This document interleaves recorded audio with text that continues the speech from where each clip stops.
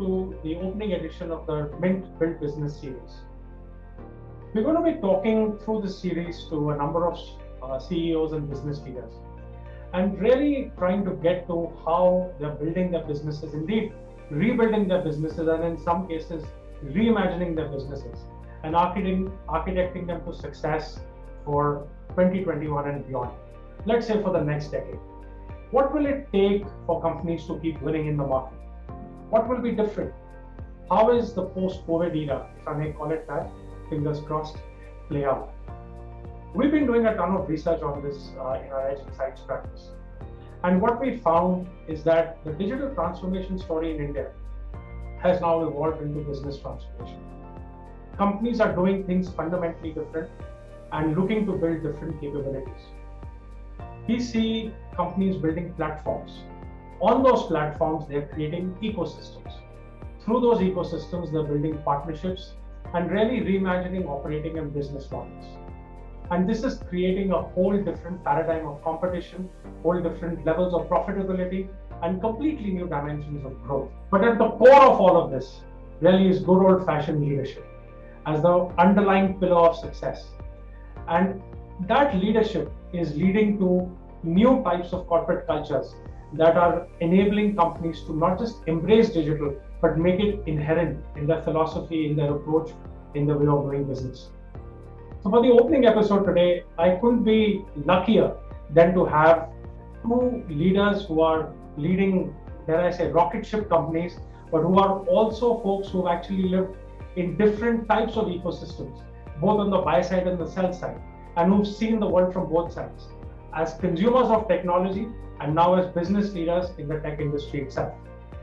Arundhati Bhattacharya, formerly of the State Bank of India, then an advisor to several large investment firms on the boards of several companies, and now CEO of Salesforce India. Welcome to the Mint Build Business series, ma'am. Great to have you with us. Thank you. I've also got, of course, Puneet Chandok with me from Amazon Web Services, consultant and a McKinsey partner for several years, an IBMer before that, and again, someone who's lived and worked in different parts of the world and seen the ecosystem of technology through different dimensions. And today, of course, they respectively lead Amazon Web Services as well as Salesforce.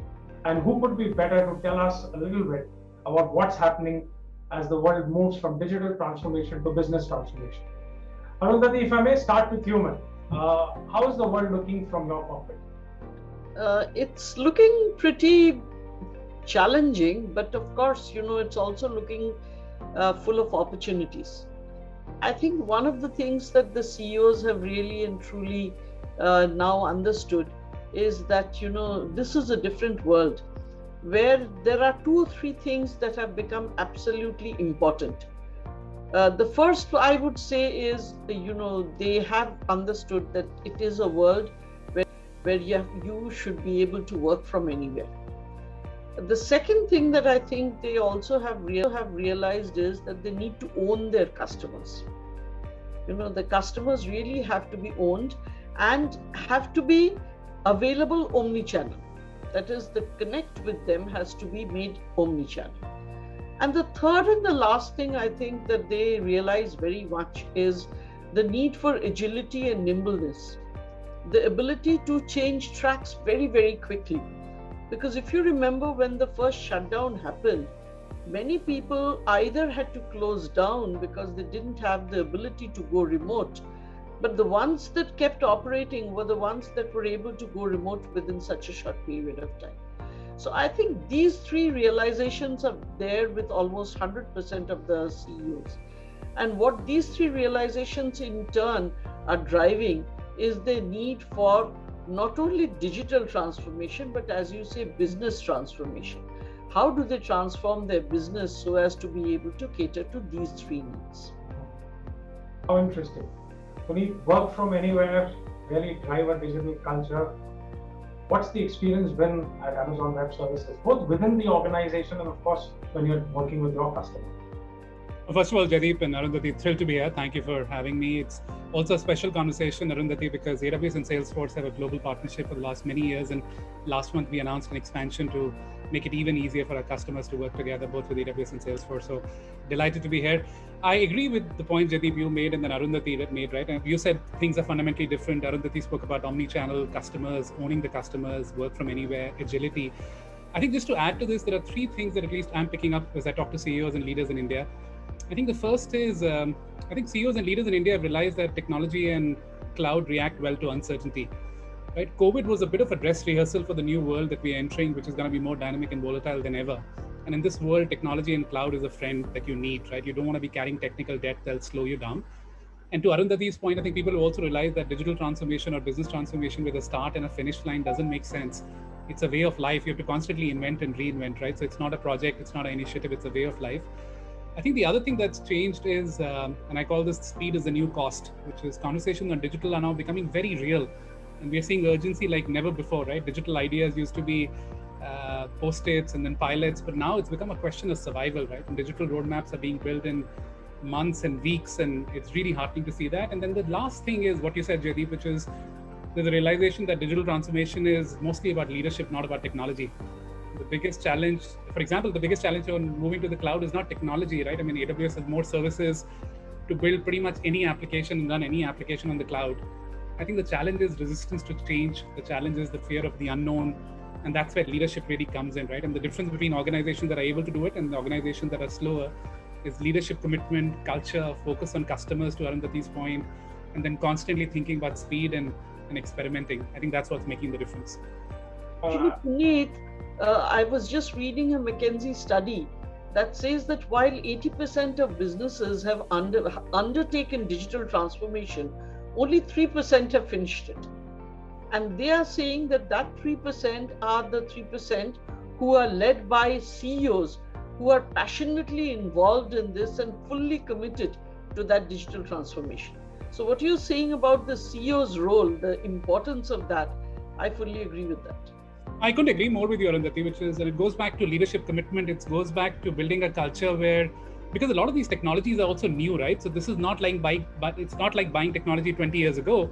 The underlying technology, the platforms are evolving, right? So you have to have the ability to experiment, try things. Some things will work, some things will need more work. As a leader, you have to lead that change from the front. And if you're not doing it, then it's very hard.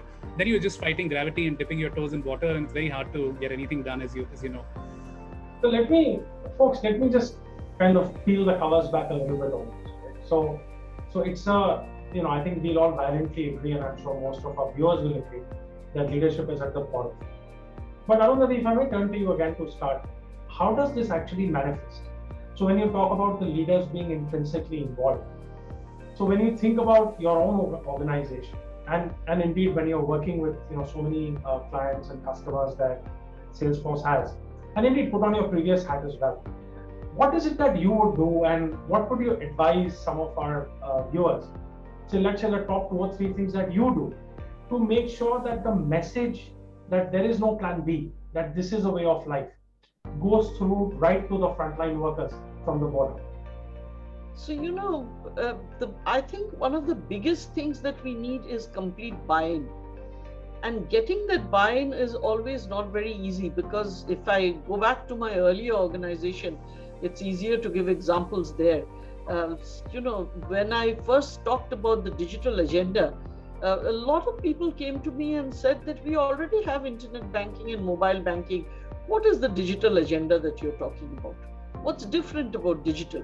So, it was really a difficult job trying to explain to them what is different. So I did 2 things, I think, and I think both were both really had its impact. One was I created these, what I call the in-touch branches. So we created them in malls, only 7 of them, and these were absolutely branches that looked entirely different. So it had a front space which had the ATM and the cash deposit machine and the check deposit machine and a multi-function kiosk and a passbook printer, and this was open 24/7. Okay, so self-service 24/7.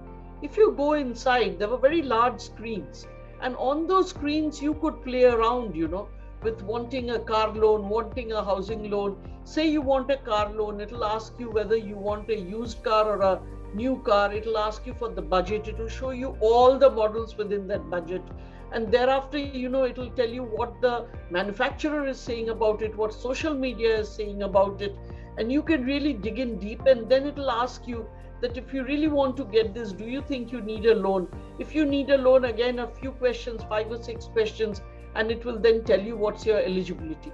So, those are the kinds of things, and this entire branch, we sub-branded it as InTouch because it was mainly touch screens all over. It had workstations like your Star Trek, okay? It had little cubicles where you could go in and interact on the screen with experts regarding your investment goals or loans or whatever. And the people inside, there were only 3 people, okay, dressed very casually in absolutely, what should I say, youngsters' clothes, not the typical oldster clothes. And walking into the branch. Yeah, and the thing is, you could open an account over there in 20 minutes flat if you had your Aadhaar number and were willing to scan your finger and put your Aadhaar number down, and then get a customized debit card printed at the branch and walk out of the branch with a debit card in 20 minutes time. Now, and I created these in the malls because I wanted not only our customers to visit with their families, I wanted our own people to visit with their families, because the rank and file needed to understand what the branches of the future could look like. Okay, so that was one thing that I did. And the other thing for the top management, what I did was I created these offsites where we brought in, the top IT companies as well as the top consultants to tell them exactly what was happening in the world outside, and then actually flew down the entire team to Bangalore, where I had somebody like iSprit actually curate a number of fintechs to come and show to us what they were doing. And believe me, after seeing all of that, I think the aha moment was there with everybody. So you really need to create that buy-in. If you don't have that buy-in, both ends of the spectrum I can see. Absolutely. Customer-led. Puneet, let me come to you. In terms of, AWS works with literally thousands of startups, and now hundreds and hundreds of larger so-called legacy companies as well. I prefer to call them traditional companies, by the way. What is you seeing, at some of your customers in terms of what measures they are taking to drive this message that this is the new way of life? What does leadership look like there? And indeed, in AWS itself, how are you propagating the message? First of all, Arundhati, love the story, especially the InTouch branch story. It was so compelling. And this is exactly what it is, right? Sometimes you have to show the art of the possible to your customers and to your teams and drive change. I think there are 2 or 3 things, Jaideep, that I'm picking up, building on what Arundhati said. One, there's a customer of mine, a CEO, who basically says, I don't want to do technology for the sake of technology. Tell me the wildly important problems for the business, and then tell me how technology can solve for them. Right? And there's a client of mine who used to joke that I don't want to do any more pilots because we have more pilots flying around than Lufthansa. Every pilot is successful, but nothing happens. Right? So unless you have a wildly important problem for the business, don't do technology for the sake of technology, solve real customer problems, business problems. Second, I see some of these companies, to Arundhati's point, hire a different breed of talent, or really think about skilling and capability building exactly the way you described, Arundhati, in a very different way, right? You need builders who are willing to challenge the status quo. They can cut the hand that feeds them. They can really use the platforms. They're not into falling into that trap of not invented here syndrome. They can go and use the best of breed solutions and then orchestrate it. The real skill is orchestrating a lot of these technologies, not building them.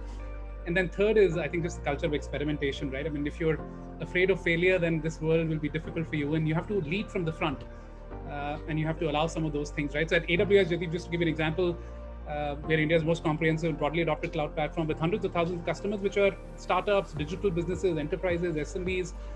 But 90% of what we've built, and we have 200 plus services, is driven by what customers told us. We're not inventing. We call ourselves inventors, innovators, but we're not inventing just for the sake of it, just because tech is cool. We're inventing because we're reading between the lines and we're trying to do what is the right thing for the customer. And if you do that, then typically you get it right most times. I think just distilling what both of you have said, the dominant theme is that there are 2 key stakeholders. One is create the pull from your customer perspective, and the second is make sure that the message goes to the employees with all these various projects and sort of tricks, or not tricks is a terrible word, but all these initiatives that you put in place to really drive the message home that this is a way of life going forward. And I think the other thing that I'll pick up on from what you said, so important, our research that we've done also tells us this, that CEOs need to be very tolerant of failure, right? And they need to understand that there are learning loops.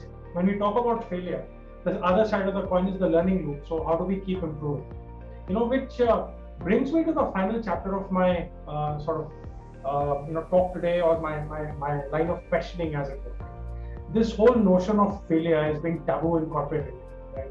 And whether it's a startup or it's an enterprise company or across the board, when you read about stuff happening in Silicon Valley, for example, failure is celebrated. Founders who failed actually get funding much more easily a second time, and so on. Now there are companies who are kind of embracing this culture and making sure that the learning loops are incorporated. So I'd love to get a sense that, when you look at some of the work that you folks are doing with your respective customers, is there anything that comes out which tells you, okay, that we are evolving along this critical dimension, that we understand the culture of innovation? And the culture of innovation, a big part of that is also the culture of failure, and also, of course, the culture of success. Goes without it. Puneet, maybe I can ask you to go first on this. If there's any example which comes to mind, or even within AWS, you mentioned 200 odd services. I'm sure many more fail. But what happens next? So a couple of things, Jaideep, on this, right? One, and if I go back to Amazon, our mental model of innovation is very simple. It requires two things: the ability to try a lot of experiments and not have to live with the collateral damage of failure. So lots of experiments, and then being okay with failure and almost celebrating it once in a while, right? So those are the two things. And this ability to experiment and this ability to try things quickly, build quickly, test, iterate on results, learn and pivot is at the heart of innovation that's happening. And the other point I'll make is, in my life in technology, I've been here for 20 years, I haven't seen a bigger tool for driving innovation than cloud. It's the biggest enabler for innovation I've seen, because it does three things. One, it reduces the cost of curiosity. It makes curiosity really actionable, right? Which allows you to come up with new ideas much more quickly. Because imagine everybody in your organization can slice and dice data when they want to, in the form they want to. That just allows you to be a lot more curious and actionable. Second, it allows you to make your ideas into products and services dramatically faster, right? Because you don't have to wait for 3 or 4 months to buy servers and write code and all of that stuff. You can do a plug and play. And by the way, if the experiment doesn't work, the cost is much lower because you can scale down. Third, it allows you to go scale and go global in minutes, right? And that's a part of these platforms and ecosystem that you spoke about, right? So if you bring all of this together, and if the cost of failure is not too much and you have the permission to fail, I think you can drive innovation at scale. So I know, Arundhati, you're also very passionate about the whole notion of the cloud being a digital enabler and in fact, a digital platform. So, we are flat out of time. So let me come to you almost from a closing perspective, right?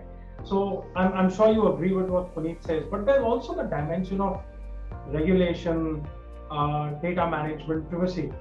And I think it's fair to say the regulators are still learning. And inevitably, the technology industry keeps racing ahead and kind of almost pulling regulation with them. What's your experience been? First of all, would you agree with what Puneet said? Any other commentary on that? And secondly, on the notion of regulation and engaging with those folks to keep the policies up to date. Over to you. No, I think, failure is something that you have to risk.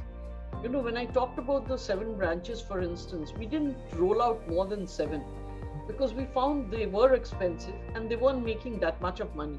So what we did was, out of those 7, we took out the most useful ones and the ones that were most used.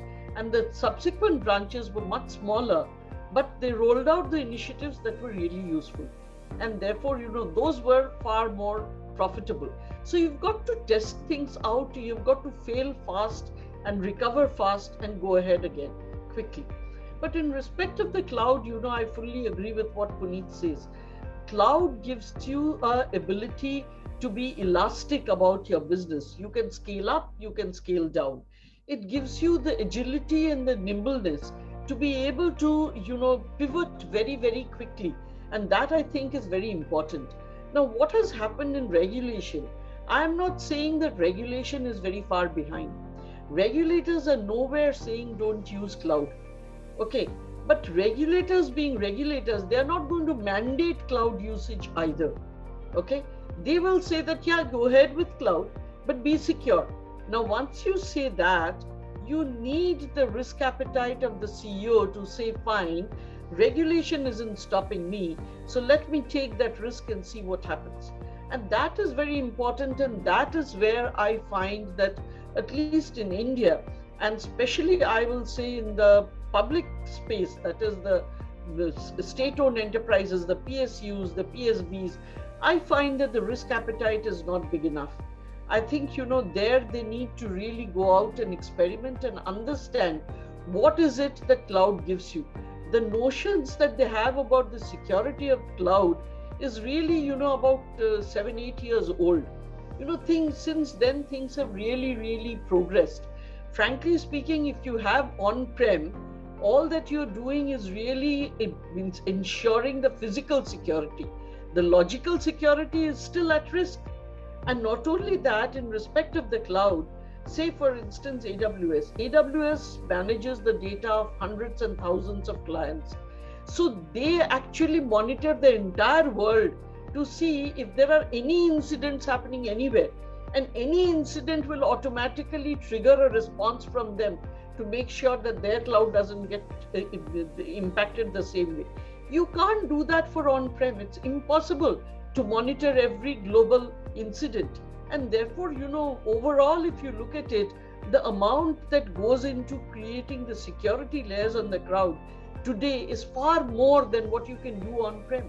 But the mindset isn't changing. The mindset needs to change. People need to really go into this and understand that things have moved, things have changed.